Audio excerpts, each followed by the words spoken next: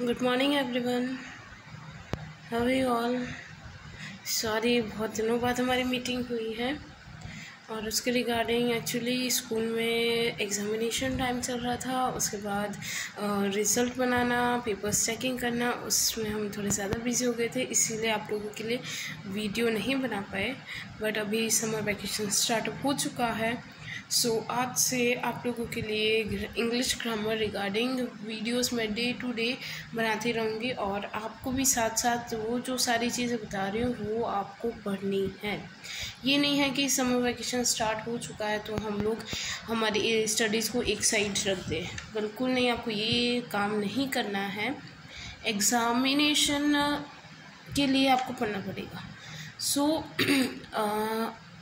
Enjoyment भी कीजिए, doesn't matter, but उसके साथ साथ आपको अपनी स्टडीज़ भी रेगुलर बेसिस पर करनी पड़ेगी।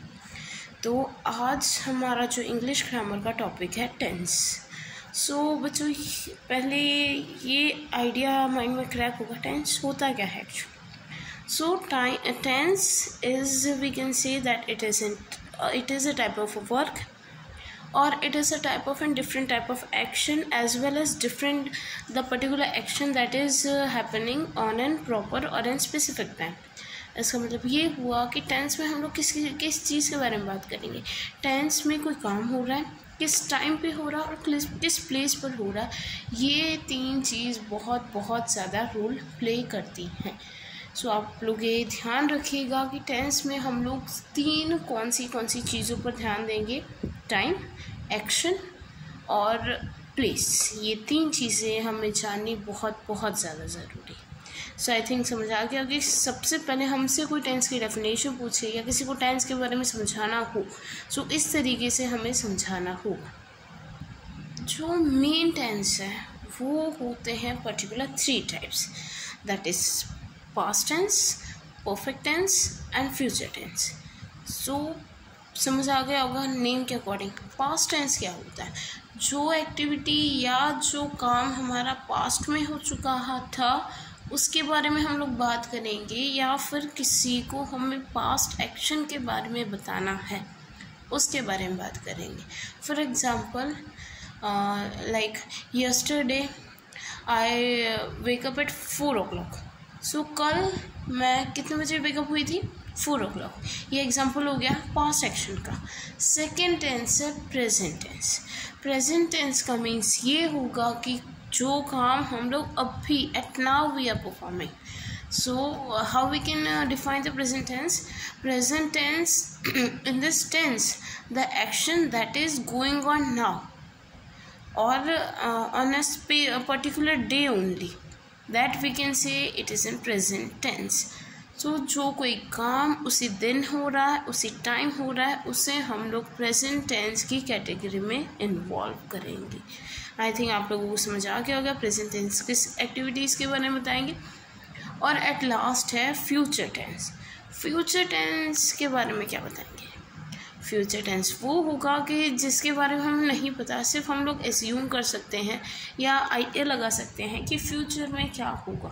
सो उस रिगार्डिंग फॉर एग्जांपल जैसे स्टूडेंट सोचते ना कि hope so I will be engineer, और in future I want to become this job, और I want to become this destination I need to achieve.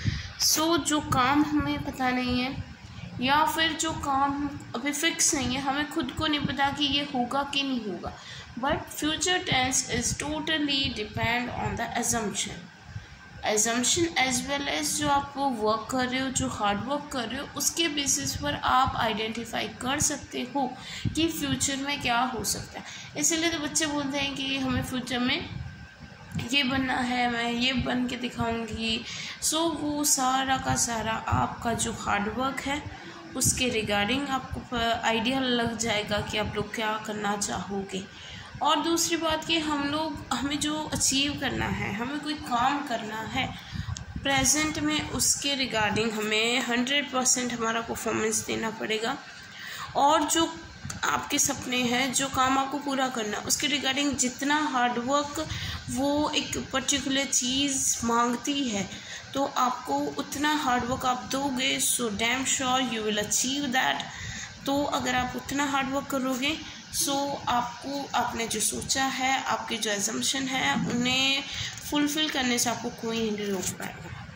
So I think so आप सभी को समझ आ गया होगा कि जो ये आज की क्लास बेसिक्स है कि मेनली हमें टेंस के बारे में क्या क्या नॉलेज होनी चाहिए, कितने टाइप के टेंस हैं और वो जो टेंस है उनका मीनिंग क्या होता है।